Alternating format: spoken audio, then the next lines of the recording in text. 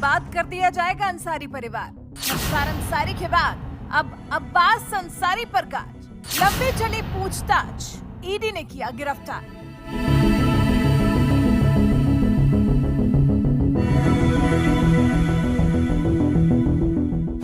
Mafia Mukhtar Ansari के एक एक कारनामे का हिसाब कर रही है योगी सरकार। अंसारी के साथ साथ उसके परिवार के भी कारनामे योगी से छिपे नहीं हैं।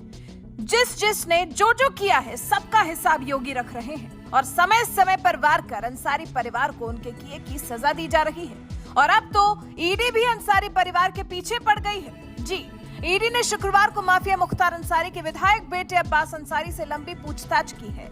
मनी लॉन्ड्रिंग के मामले में अब्बास अंसारी से करीब 9 घंटे की पूछताछ की गई, जब ईडी ने सिर्फ उन्हें बयान दर्ज करवाने के लिए बुलाया था। लेकिन जवाब देने में आनाकानी करने वाले, संतोषजनक जवाब नहीं देने पर, टाल मटोली करने पर ईडी ने 9 घंटे तो देखा, लेकिन उसके बाद अब्बास अंसारी को गिरफ्तार कर लिया। मुख्तार भाई अफजाल अंसारी के बयान दर्ज करने के बाद अब्बास अंसारी से दूसरे राउंड की पूछताछ की गई थी। उसके बाद पहले उन्हें हिरासत में लिया गया और फिर कागजी कार्रवाई पूरी होने के बाद अब्बास की गिरफ्तारी को ईडी ने दिखाया।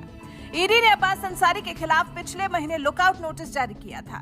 इसके बाद ही कल पूछताछ के लिए अब्बास अंसारी पहुंचे थे, जहां ईडी के सवालों का ठीक से जवाब न दे पाने पर उन्हें गिरफ्तार कर लिया गया। इसी साल 25 अगस्त को एमपी एमएलए कोर्ट ने अब्बास अंसारी को भगोड़ा घोषित कर दिया था। वजह थी अब्बास अंसारी का कोर्ट में पेश न होना।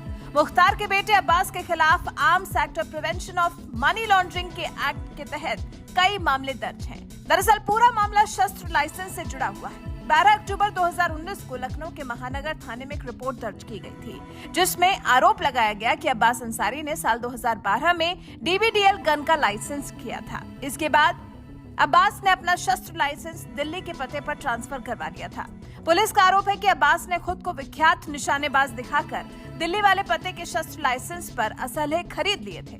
रिपोर्ट में तो ये भी कहा गया है कि आरोपी ने लखनऊ पुलिस को बिना जानकारी और अनुमति के धोखाधड़ी कर लाइसेंस को दिल्ली ट्रांसफर करवा लिया। इसी मामले में कोर्ट ने अब्बास को कोर्ट में पेश होने का आदेश दिया था, लेकिन क्योंकि अब्बास अंसारी कोर्ट में पेश हुए ही नहीं, तो भगोड़ा घोषित कर दिए गए।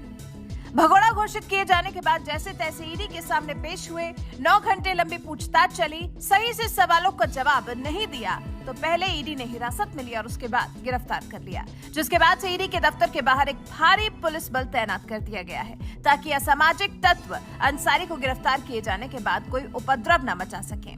क्योंकि अब्बास से पूछताछ की सूचना पर प्रयागराज के अधिवक्ता मोहम्मद फारूक समेत 2 लोग वहां पहुंच गए थे, लेकिन ईडी कार्यालय के बाहर पुलिस तैनात थी। अंदर किसी को जाने की इजाजत नहीं थी। शाम ढलते ही वहां का माहौल बदल गया। अधिवक्ता को भी अंदर आने नहीं दिया गया। अंदर करोड़ों की प्रॉपर्टी खरीदने से लेकर उसमें निवेश करने वालों के बारे में अब्बास अंसारी से सवाल जवाब किए गए। अब्बास के खिलाफ ईडी की पूरी तैयारी थी। ईडी पहले ही अब्बास के खिलाफ काफी साक्ष्य जुटा चुकी थी।